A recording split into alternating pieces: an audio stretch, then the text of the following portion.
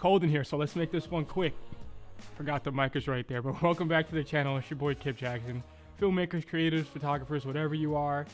If you just like my channel because you like my channel, thank you for watching. Happy holidays, happy end of the year stuff. Today we're talking about why this camera is such a good option, even in the year 2024. This camera, I built my entire business around, my entire outlook on being a filmmaker, a wedding photographer, wedding filmmaker, and just an overall creative since the year 2020. So I picked this up.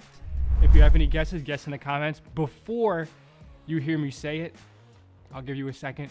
3 seconds. 3, 2, 1. Stop. If you're interested in cameras, videography, photography, or just watching somebody do their own thing as they follow their own path in life, my channel is for you.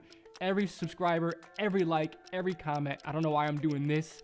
It means so much to me, and it really helps me out in the long run. I am on my way to getting monetized on this channel, and being able to be monetized, I can say no to a lot of these brand deals and really promote a lot of things to you guys that are organic and more from the heart. Back to the video.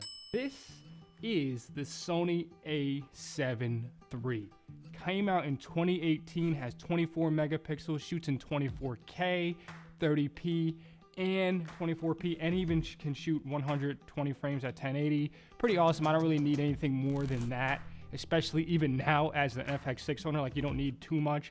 Has picture profiles. The only thing this camera is really lacking is an external fan or internal fan and variable NDs, for those of you guys who really, you know, are in that nitty gritty of filmmaking. But this camera was so groundbreaking for me because, one, it was affordable when I bought it in 2020, and then now, like, I would still buy it today, like in 2024. Like, I would still buy it to start my filmmaking business today. Like, the accessories for it now are dumb cheap. It comes with these Sony NPF batteries, which are like the 100 models, and I have this battery pack on the bottom, which lets me attach, you know, 2 instead of just 1. And I have never, you know, cross my fingers, never run out of juice on a wedding set, on a film set, ever, with this camera in mind as either my A or B camera. Or even on my podcast lately, like, having this on there has been amazing. One drawback from this camera, right, I'm just gonna let you guys know, one drawback it does have a 30-minute record limit. Now you can just get to 29:59 and press it again, but definitely keep in mind that if you're sitting there and you're just talking to the camera, one, it does not have tally lights like my FX6 does to let you know that it's recording. Now, reliability is something else that you really want to have with the camera, with your memory, with your business, right? You don't want to be recording and then like lose an SD card and be like, damn, that's it. But this has dual SD card slots, which is pretty cool. You can set it up to record as such.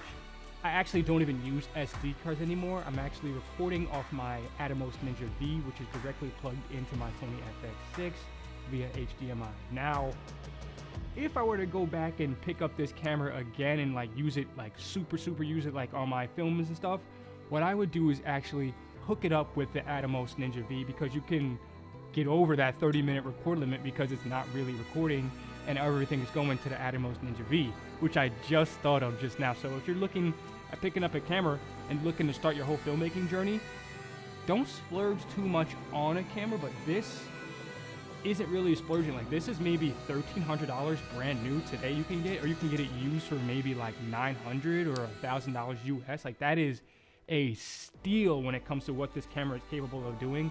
The money that I have brought in just from having this camera and having the lenses associated on it have been insurmountable. I've got this camera alone has maybe got me through 100 weddings. This camera right here alone over the past 3 years has gotten me through maybe 65 weddings, like, just having this. And you want to get a nice zoom lens on there. Another thing with Sony products, and I'll sit back a little bit here as I talk about it, is the lenses that you get on these programs, or the lenses that you get on these cameras. One thing about Sony cameras, and I'll sit back while I talk to you guys about this, is that they have really good big family of lenses. Like this Sony E-mount, I have something in my eye. Wow. What is this? The Sony E-mount has the third-party lenses, like the Tamron 18300 that I'm actually throwing on here. Look at that range you get there. That is insane. It has the Tamron 35 to 150. It has a whole bunch of Sigma lenses that you can put on there. Third party, like you can put Siri Nightwalkers on here with the E-mount converter, or just have some other E-mount lenses that you guys have lying around.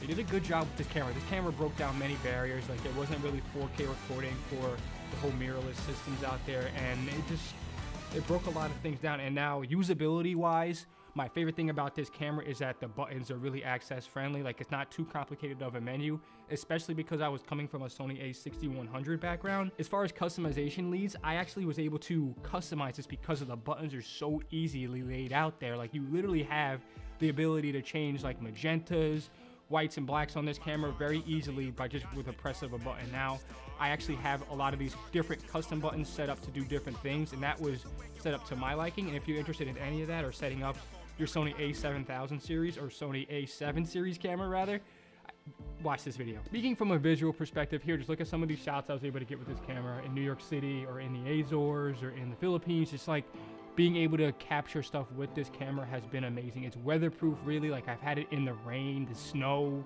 the heat. It's only overheated on me once in July, and that was after like 6.5 hours of consistently using it, and I had another one on backup. So always have a backup on mine if you're doing something like that. Another reason why I would start my camera business around this camera is usability. Like, you're able to really put this on any gimbal nowadays, any tripod, not really be worried about it. It's not too heavy, it's not too light really. Like, it's an amazing universal camera.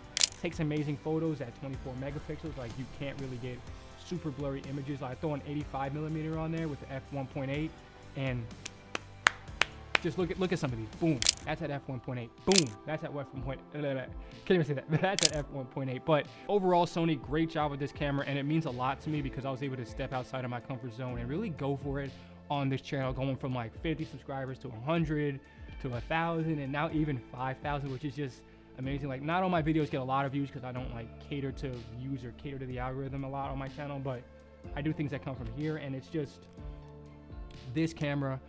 If you're looking to start your thing, it means a lot to me, and it'll mean a lot to you, trust me.